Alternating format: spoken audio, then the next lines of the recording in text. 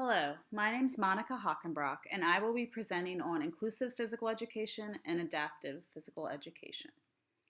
The activator, which is attached in the email that I sent, please fill out the top half of the worksheet before watching the video, and then at the end of the presentation, you'll be asked to fill out the second half of the worksheet. I have also included a completed response worksheet with just answers to the presentation questions. To start off, I would like to show you this introductory video. It's so much fun. It's like you include people and people that are in wheelchairs or standing up. It doesn't matter. Inclusion means to me I get to play with my friends at PE. It sounds like he seems happy in his bedroom, but he's not. He seems happy in there, but he seems more happy when he's getting included in triathlons. That beep, and the beep is located where the target is, and I try to follow the beep and hit the target. Nice job, Angie. Beautiful. And it's really good for me because that's helping me. It's a big help.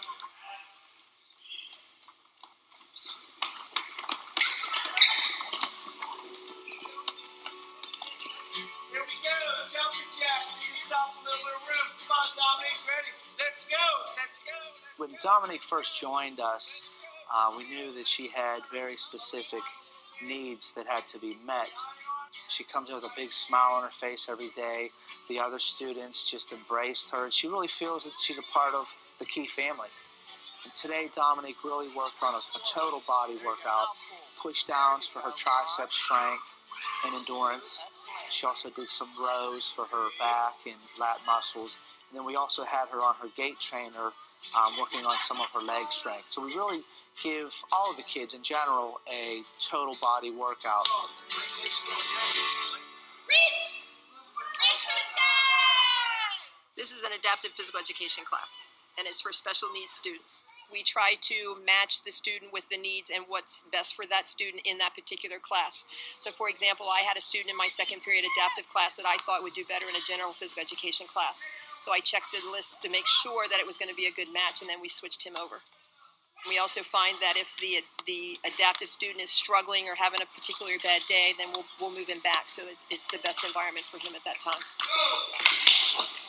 Today, we had a great example of inclusion with the hockey. The special ed kids alongside regular ed kids, them all enjoying themselves, them all getting their heart rate up, having fun. But there's a camaraderie there.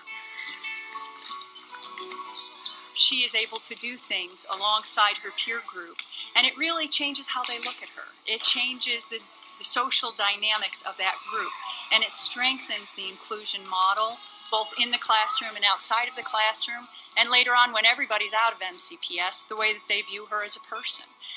It all kind of melds together to make a stronger society, both within the school and outside of the school.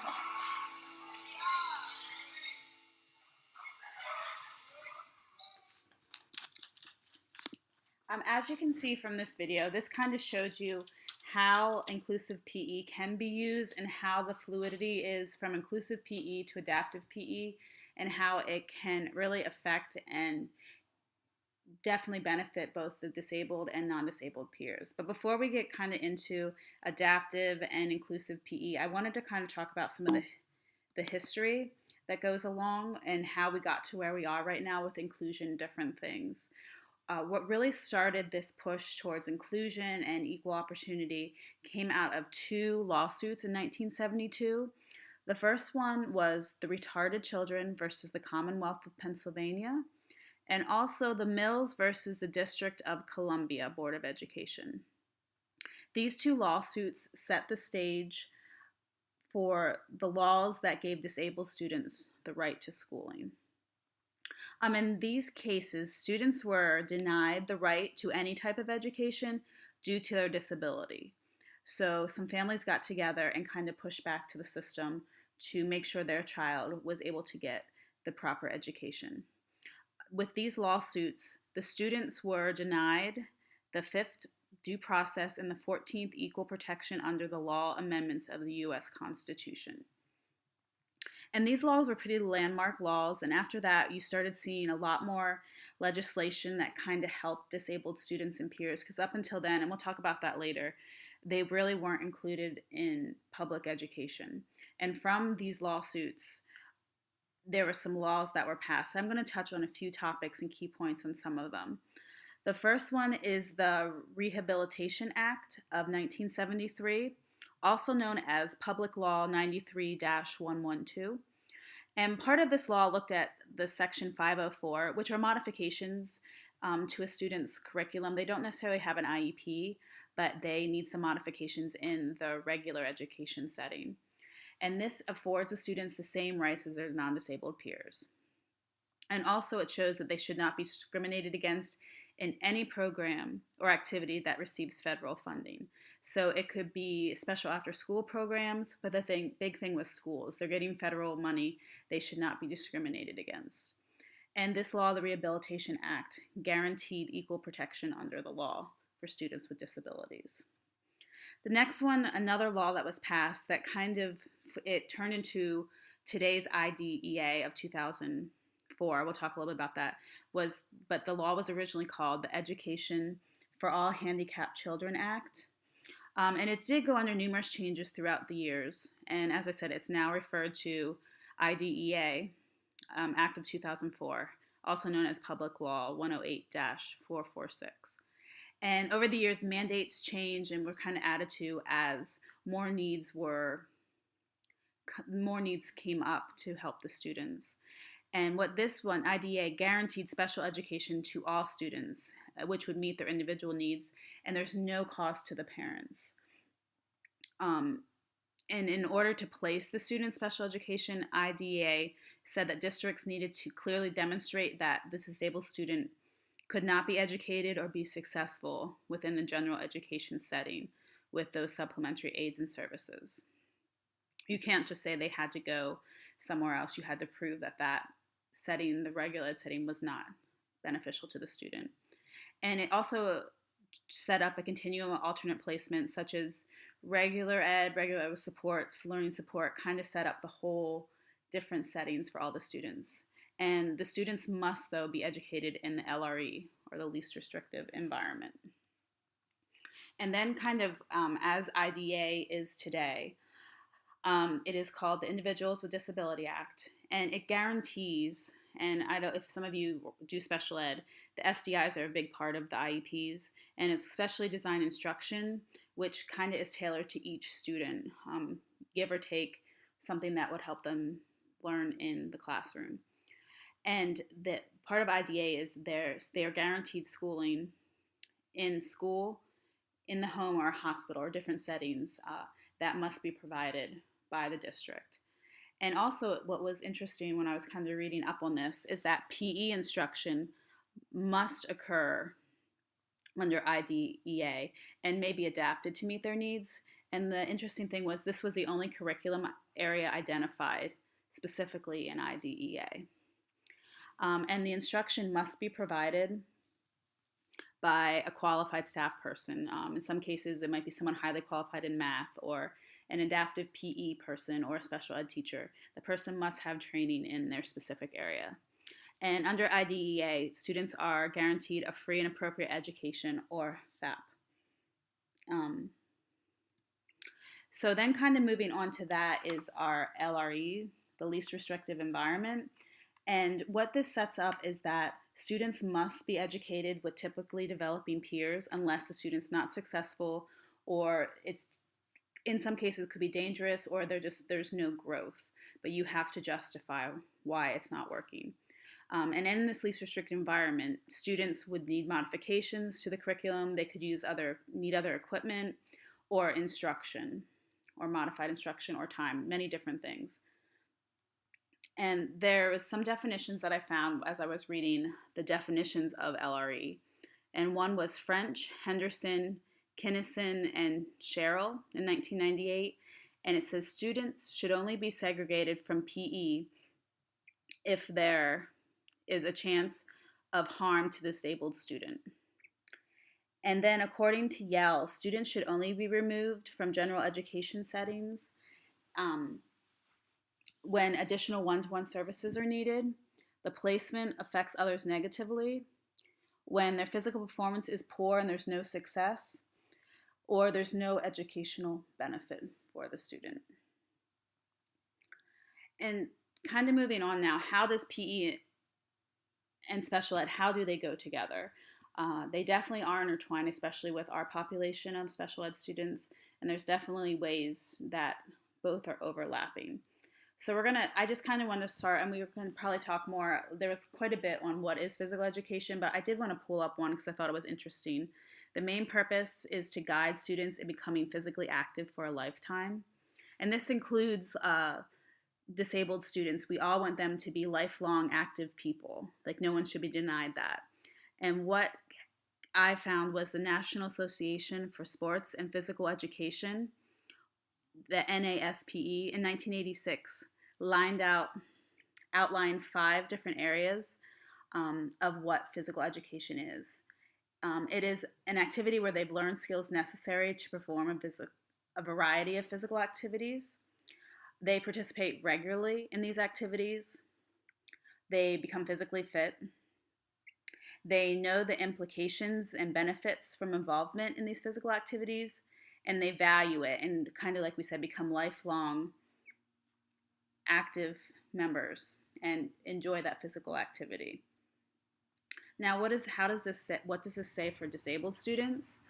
PE is a direct service, not related. That it is in their IEP, and there can be goals and objectives made for that student.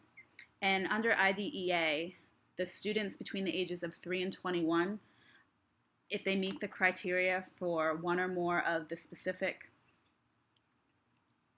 13 disabilities, they are guaranteed physical education. And also, as we had said before, and I kind of went over, what it must be provided in the least restrictive environment. And as we get through, there's a continuum of inclusion to adaptive PE placements that can greatly benefit the student. Now, there's educational mindsets of the disabled student through the years, and I wanted to touch on some of them because I do think it plays a part in how we look at inclusive PE and adaptive PE. The first one is mainstreaming, and this comes about from 1975 from the Council of Exceptional Children, and they use this term to describe placing disabled students in a general education classroom. But this became known as dumping the students in the regular education setting. Basically what happened, the disabled student was asked to follow the same curriculum, use the same materials, follow the same pace as non-disabled peers, and obviously many of the disabled students weren't able to do so, and there wasn't really much modification to the curriculum. They were just kind of put in to the regular ed setting. And this is obviously no longer recommended by the Council of Exceptional Children. So then what they kind of moved into was inclusion, which I know sometimes a lot of people get inclusion and mainstreaming. They kind of say the same thing, but inclusion definitely has some different components, which we'll talk about. But I did want to show you the history of inclusion. In the early 20th century, mildly disabled students were placed in the regular education setting with no supports or trained staff. And the more involved students were excluded. They weren't even educated. The only exception was the deaf and blind students who were placed in separate schools.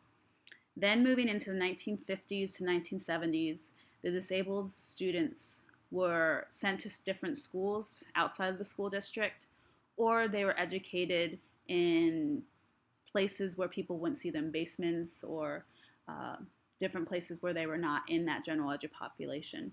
And oftentimes, here the parents served as the teachers. So as this was going on, the parents formed ARC, which is still around today. It's the Association for Retarded Citizens, and these parents formed this because they wanted better learning environments for their children. And then kind of along after that, many students then, they kind of were shipped to one school within a district. They were in the district, but it was a school that specialized in a specific disability, such as maybe cerebral palsy, maybe physical disabilities, but they were not in a building with regular education peers. They weren't welcome in the general education classrooms, And they didn't really even look at if they could really be in general education population. So now kind of moving into inclusion today, we see that it is basically with inclusion, it kind of starts from the top down. It's the administrator's attitude and beliefs about the process, and it kind of goes down through the building staff as well. It starts from the top.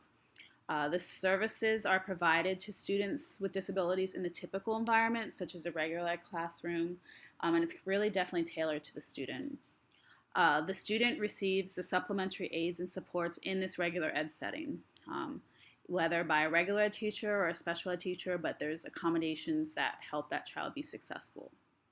It's not mainstreaming, which is the big thing. They're not just dumped in there and kind of left to their own devices. There's tools in place, such as maybe modified tests or in gym, different equipment to help them be successful in the classroom. And even in the learning environment and the physical education setting, there's a continuum of placements, such as full day inclusion, maybe pulled out for some resource room, half time, or kind of more time in resource and less time in the regular ed. But there's a continuum of services and placements to help the student be successful. Also with this inclusion, it's not just the special ed teacher's job. There is a shared responsibility of the regular ed teacher and the special ed teacher to help the students meet their needs in the classroom. And also too, as I said about the continuum, like for a limited amount of time a week, disabled students could receive specialized instruction in an alternative environment using different equipment, teaching strategies, and working on different skills, but mainly they're included with their peers. And it really is an attitude, a value, and a belief system, not just a sense of action. And also with inclusion, you really need to take time and really look at what you're doing, evaluate it routinely to make sure it's working for all students involved, for both actually disabled and non-disabled. And according with the IDEA, every attempt should be made to keep the student in regular PE, adding supports for them. Why do we choose inclusion? Why is it important? And what the Steinbach and others in 1989 said, there was before a dual system with regular ed and special ed, and they were apart, but it's not necessary to have them apart in order to be successful. In any regular ed classroom, any student, everyone learns differently, so there should be ways to modify it for everyone. And it's ineffective because there's competition and duplication of services. What someone does in learning support might be already done in regular ed, so why not combine the two? And sometimes separating them in the wall between the two fosters inappropriate attitudes and stereotypes that does not benefit either side. There is some research that supports the inclusion in PE. And this study is from Block and Oberwolkova. Sorry, I probably butchered that name. But they outlined 4 different areas that kind of help inclusion in PE and can help make it successful. The first one is support, and there's some different types of support. And the first one and it'll pop up in a few other slides, is peer tutors.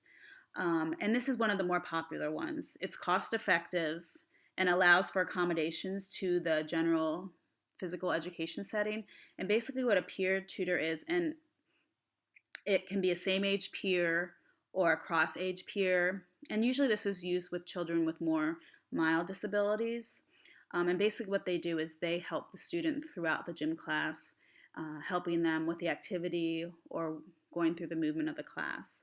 But the important thing with a peer tutor is they do need to be trained. You can't just say, here, you're going to work with this person today. They do need to be taught like what to do, how they can help. And by doing this, they can improve the skill development of their peers and their opportunity to respond, their physical activity and motor engagement, and time on task. Like it really could help their peers in the classroom. The next one is teacher assistance, and a lot of times it's an aide or a paraprofessional in the gym class that helps the students stay on task, is able to help modify, and also prevent behaviors that might keep them from learning. And the last one there is an APE specialist or an adaptive PE specialist. And this is consultation, or they might come into the gym class, but this is more costly. And usually it's in a district, and the person goes around and helps the student in the general population class, or will be teaching adaptive PE specialists. But also, like I said, it's more costly, and not every school district has that. And also, not every school district had teacher assistants. And if they don't have the assistants or the APE specialists, and it can affect the outcomes of students. There wasn't a lot of conclusive evidence, but it can impact the setting. The second one was the attitudes, and the attitudes, like I said before, kind of trickles down from administration all the way down, but many have positive attitudes about students with disabilities in their class. Females, I found when I read a few of the articles, were more positive than the males, and they were also their attitudes were better if they had had their own experience with disabilities, knew someone, or had been around someone with disabilities. A lot of times, some of the more negative attitudes came out, being competitive, and if the disabled student wasn't able to do the skills the same, the attitudes might change. And the type of disability affects how they react. A lot of times they didn't feel quite as highly or interact as well with students with a physical disability, and I read a lot more on the basis of competitiveness, but they were more welcoming of students with behavioral issues, which I found was interesting. And oftentimes the attitude really comes down to lack of knowledge or experience. And sometimes the more experience and time they have with an individual, their attitude will change. But I did read too that disability training is not always effective in changing the attitude as well. And then the last one is social isolation of students with disabilities. I'm sorry, I went right on to, so the next one is the lack of training. The general PE teachers need training to meet the students' needs. And a lot of times the negative attitudes can stem from not having prior experience, the knowledge, not having the training, or lack of equipment and programming. And so that greatly affects the general PE teachers and how they feel about having this population in your class. And then 4 is that social isolation that I was getting to. And many still are not socially included. They're physically there, but they're not participating like a non-disabled peer. And also too, I saw if there's too many disabled students, they'll form their own group within the bigger group, and there will not be as much benefit. It's also always better to have a smaller group of students in the class, and also a smaller population of disabled students. There are some great benefits to this inclusion. The improvement of the social skills for both disabled and non-disabled students. It can build their self-esteem. It leads to a more inclusive school setting. You can form friendships with non-disabled peers, and students with and without disabilities form a favorable attitude towards peers. And kind of like I said before, a lot of times it's just more exposure and knowledge, and the attitudes will start to change for a lot of people. And then, as I said before, the use of peer tutors increases their physical activity, their interaction, and fitness levels of disabled students. And the students without disabilities are more likely to handle setbacks or disability in their own lives when interacting with disabled peers. They learn to appreciate things in a different way a lot of times. And also too, I took this right from our book.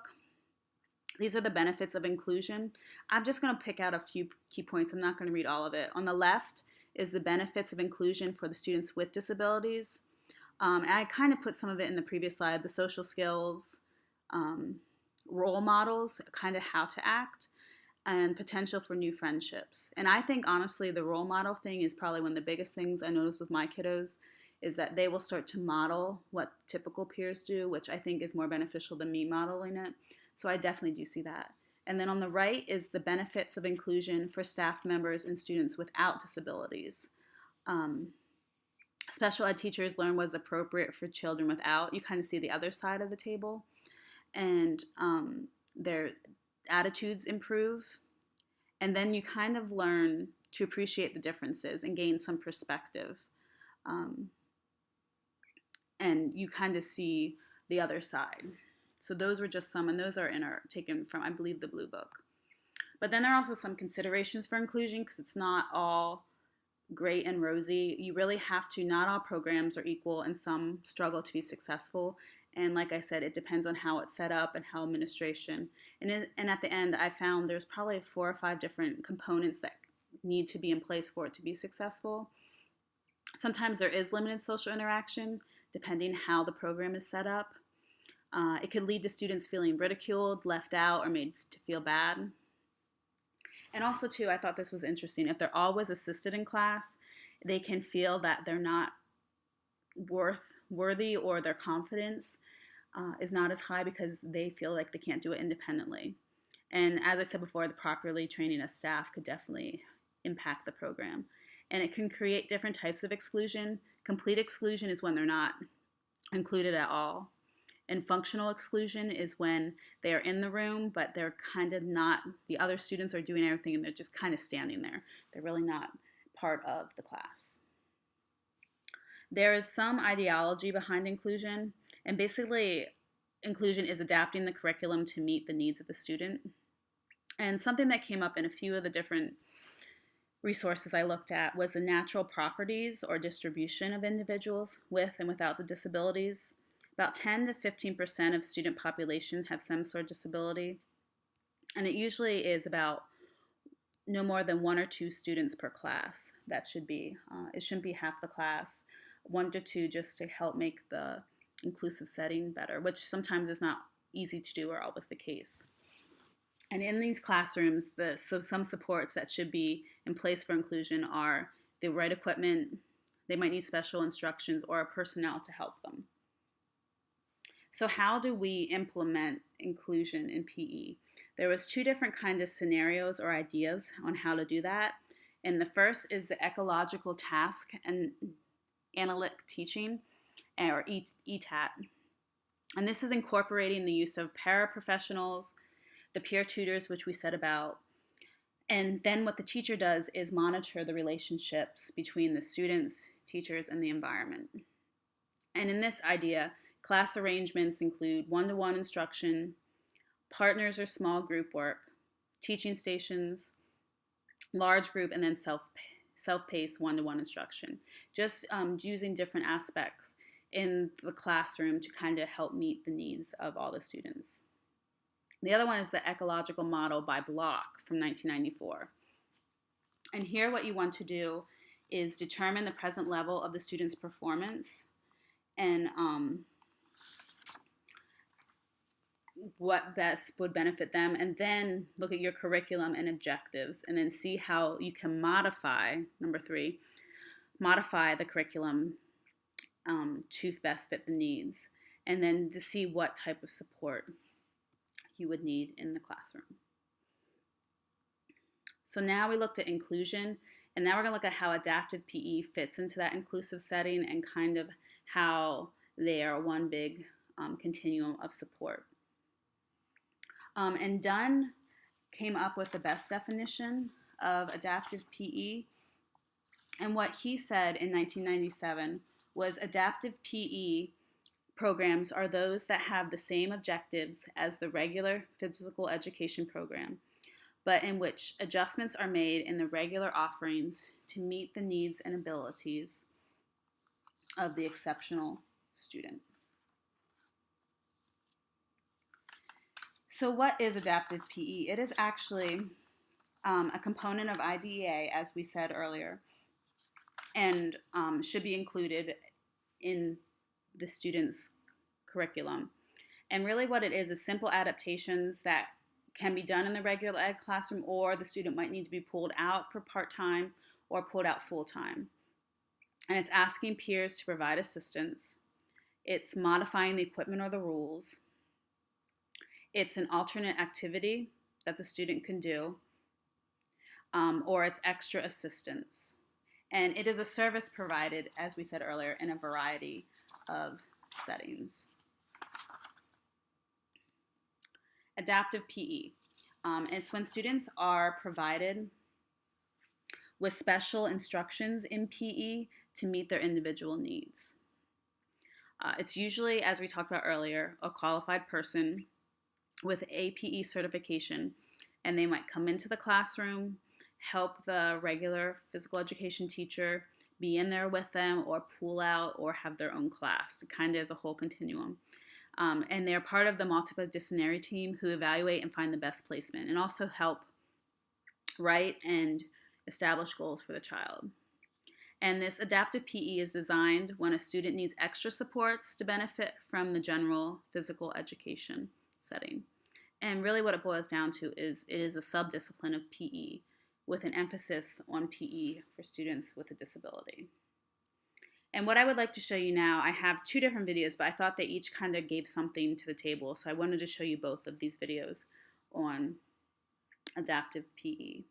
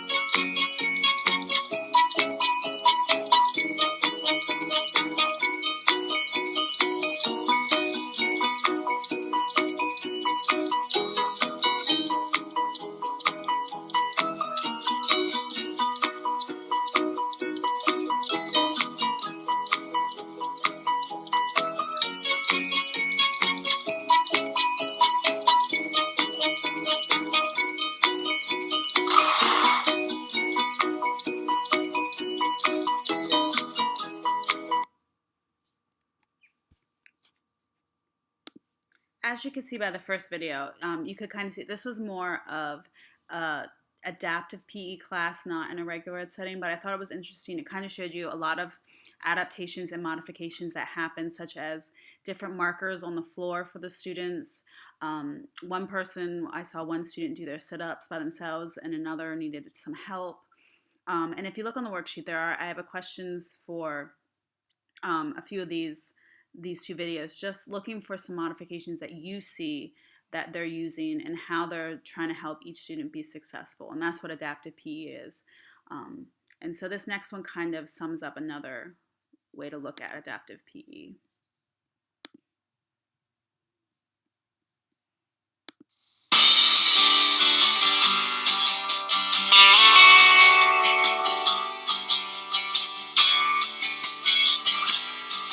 Adaptive PE, what that is, it's kind of just specially designed physical education. So if you're looking at kiddos, it might run the range of some kid that just needs some accommodations or modifications for what they're doing. It could be anything from as simple as, going in their class with them, right, doing stuff right along with them, kind of being an extra set of hands.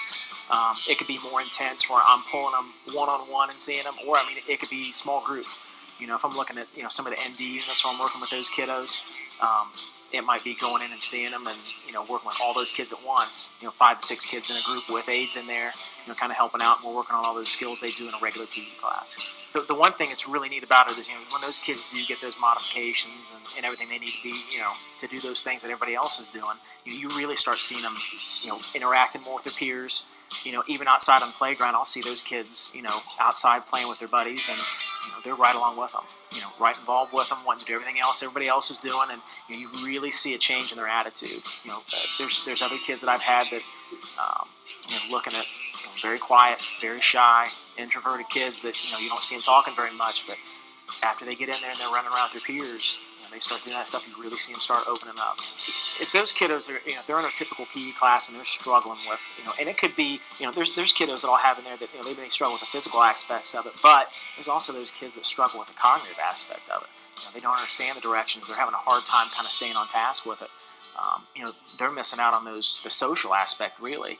The big part of it is, being interactive with their peers. But again, some of those situations, that might not be the most appropriate place for them. But they're missing out, like I said, a lot of those gross motor skills that they're going to need as they kind of go on, whether they transition out of high school. You're putting those things in place where, they're going to be active lifelong. It's one of the other things, too, that I really enjoy about this job is seeing the teachers and the aides, because really that's the people, too. And working with the kids is great, but, seeing the kind of staff that we have just across the district, whether that's our MD teachers, autism unit, behavior specialists, all those people across the board, they really have a vested interest in, want to do what's best for each kiddo, making sure they're going to be as independent as possible, and like I said, just trying to put them in those good situations.